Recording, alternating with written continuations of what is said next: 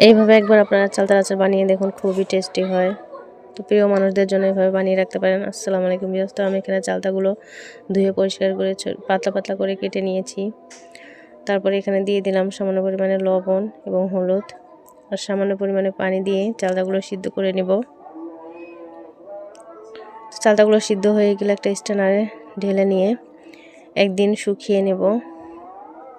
শুকানো হয়ে গেলে এখন এখানে দিয়ে দিব গরম মশলা, তেজপাতা, দারচিনি, এলাচ, সরিষার তেল।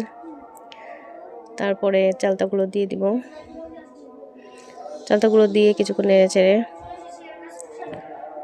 এখন এখানে দিয়ে দিব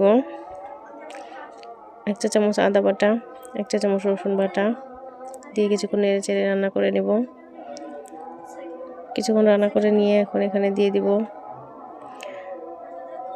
পরিমাণ মতো লবণ, হলুদের গুঁড়া 1/2 চা চামচ, জিরা গুঁড়া 1 চা চামচ, শুকনো মরিচের গুঁড়া 1 চা চামচ দিয়ে আবারও নেড়েচেড়ে কিছুক্ষণ রান্না করে নিব।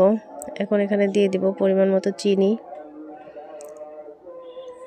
চিনিগুলো দিয়ে আরও কিছুক্ষণ নেড়েচেড়ে রান্না করে এখন এখানে দিয়ে দিব পাঁচফোড়ন ভেজে গুঁড়ো করা। তো এখানে আমি 2 চা চামচ পাঁচফোড়ন ভেজে গুঁড়ো করে নিয়েছি। এগুলো দিয়ে আরও কিছুক্ষণ নেড়েচেড়ে রান্না করে ব্যাস আচারটা হয়ে গেছে। এভাবে আপনারা একবার হলেও চালতার আচার ট্রাই করে দেখবেন।